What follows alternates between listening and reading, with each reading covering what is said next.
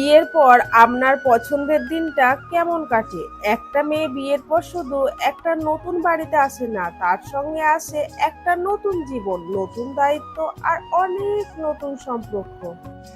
যে মেয়েটা একসময় নিজের ইচ্ছামতো দিন কাটাতো, বিয়ের পর সেই মেয়েটা সবার পছন্দের অপছন্দের কথা ভেবে নিজের অনেক ইচ্ছাকে পেছনে রেখে সকাল থেকে রাত সংসারের কাজ, পরিবারের মানুষগুলোর যত্ন, রান্না বান্না সবকিছুর মাঝে সে চেষ্টা করে মুখে একটু হাসিটা ধরে রাখতে। কখনো হয়তো খুব ক্লান্ত লাগে, তবুও কাজ থেমে থাকে না। কখনো নিজের জন্য একটু সময় চায়, কিন্তু সেই সময়টা কোথায় যেন হারিয়ে যায় সংসারের ব্যস্ততায়। তবুও একটা মেয়ের সবচেয়ে সুন্দর ব্যাপার হলো যে নতুন একটা সংসারকে ধীরে ধীরে নিজের করে নিতে শিখে। অচেনা মানুষগুলো একসময় আপন হয়ে যায়, আর এই নতুন বাড়িটাই হয়ে ওঠে তার নিজের পৃথিবী। আজকের ব্লগে তাই আপনাদের সঙ্গে শেয়ার করব সকাল থেকে রাত পর্যন্ত কিভাবে কাটে তার একটা সাধারণ দিন, কি কি কাজের মধ্য দিয়ে যায়, আর সেই ব্যস্ততার মাঝেও কোথায় লুকিয়ে থাকে ছোট ছোট। রাধে রাধে বন্ধুরা, সবাই কেমন আছো? আশা করি সবাই খুব ভালো আছো। আমি মনিকা, আর তোমাদের সবাইকে জানাই আজকের নতুন ডেইলি ব্লগে অনেক অনেক স্বাগত। বড়দেরকে আমার প্রণাম ও ছোটদেরকে অনেক অনেক ভালোবাসা জানিয়ে আজকের ব্লগ। আজকে জানো তো, আমি প্রথমে ঘুম থেকে উঠে ফ্রেশ হয়ে পুরো ঘরটা ঝাড়ু দিয়ে পরিষ্কার করে নিয়েছিলাম। মনা ঘুম থেকে উঠে গেলে একদম পরিষ্কার করে ঝাড় দিতে দেয় না, খুব বদমাইশি করে জানো তো। তাই আজকে মনা ঘুম থেকে ওঠার আগে পুরো ঘরটা ভালো করে ঝাড়ু দিয়ে একদম মুছে নিয়েছিলাম। মোনার জন্য আজকে ব্রেকফাস্টে সুজি করেছিলাম, সুজিটা মোনাকে খাইয়েও দিয়েছি। তারপর দেখো ছাদে চলে এসেছি কেচে। আর জানো তো, কালকে কিছু জামা ছিল যেগুলো শুকোয় নাই, সেগুলো আজকে আর একবার রোদে মিলে দিচ্ছি। আর মোনা দেখো আমার পেছু পেছু ছাদে চলে। এখন জানো তো, মোনা যেহেতু ছাদে একা একাই উঠতে পারে, তাই কাউকে যদি দেখে ছাদে যেতে, ও কিন্তু আগে দৌড়ে চলে আসে। মোনার কিন্তু এতগুলো সিঁড়ি বেয়ে উঠে আসতে একটু কোনো ভয় লাগে না, কিন্তু জানো তো আমার নিজেরই ভয় লাগে যখন ও একা একা এতগুলো সিঁড়ি উঠে চলে আসে।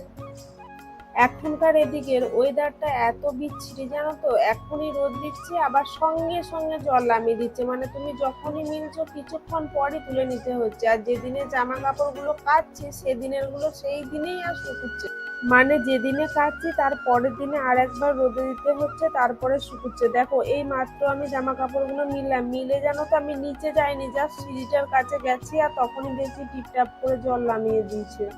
আজকের যেগুলো কাঁচা সেগুলো তো একবারে ভিজে, সেগুলো আর তুলবো না, মেলাই থাক, ভিজলে ভিজবে, আবার যখন রোদ দেবে শুকাবে। কিন্তু কালকের যেগুলো হালকা হালকা শুকিয়ে আছে, মানে একটু রোদ পেলেই শুকানো হয়ে যাবে, সেগুলো তো তুলে নিতে হবে, না হলে পুরো ভিজে গেলে আজকে আর শুকাবে।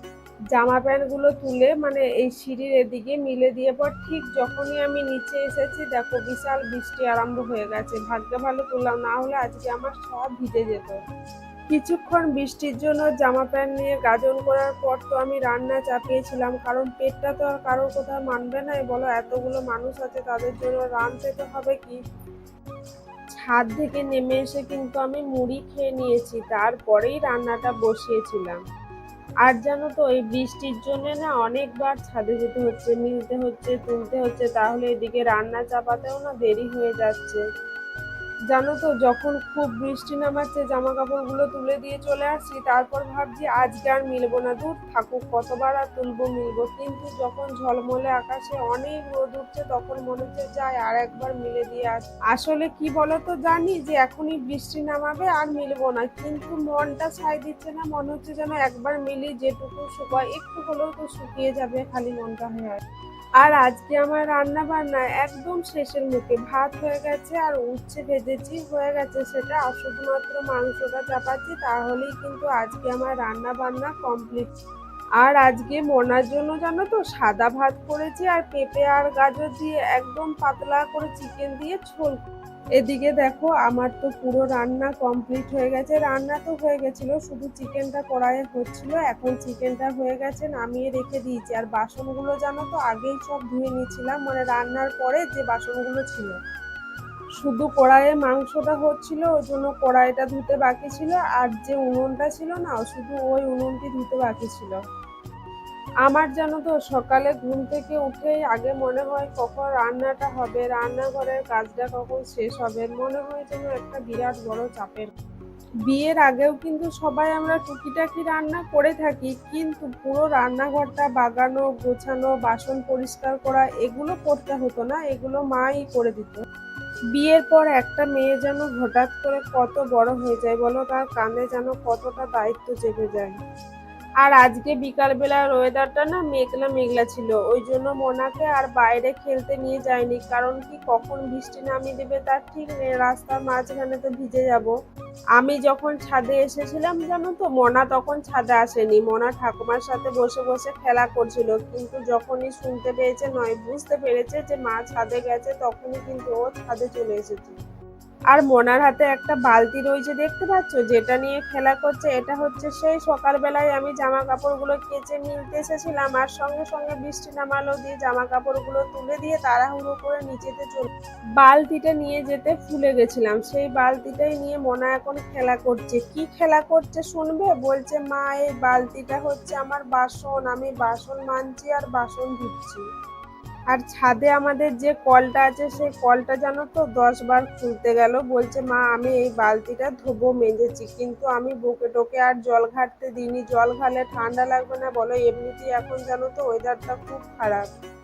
এখন প্রায় সন্ধে সন্ধে হয়েই গেছে, এরপর মোনাকে নিয়ে নিচে চলে যাব, ছাদে না মশা লাগছে, তারপরে মোনাকে দুধ খাইয়ে দেবো, দিয়ে একটুখানি পড়তে বসাবো, তারপরে রাতের খাবার জোগাড়। আজকে রাতে ডিনারের জন্য দেখো আমি রুটি করেছি, আলু ভেজেছি, ডিম ভেজেছি, আর মুগ কলাইয়ের ডাল করেছি, আর দিনে যে চিকেনটা রান্না হয়েছিল সেটা এখনো আছে কিছুটা। এরপর কিন্তু সবাই মিলে খাওয়া দাওয়া করবো। আর জানো বিরাট জল পড়ছে মা, দাদা মা করে আইবে আমার লেখান লইছি গেঞ্জি পরে মা কোন গেঞ্জি কি নিয়ে চলছে না, আমি নিয়েছি করছো বলছে ফাট খাচ্ছি দাদা দাদা দাদা দাদা। তো বন্ধুরা, আজকের এই ব্লগটি আমি এখানেই শেষ করছি। যদি ব্লগটি ভালো লেগে থাকে তাহলে চ্যানেলটি সাবস্ক্রাইব ও একটি লাইক করে আমার পাশে থাকবেন। সবাই ভালো থাকবেন, সুস্থ থাকবেন। কালকে দেখা হবে আপনাদের সাথে আমার নিত্যদিনের নতুন আরো একটি ব্লগে।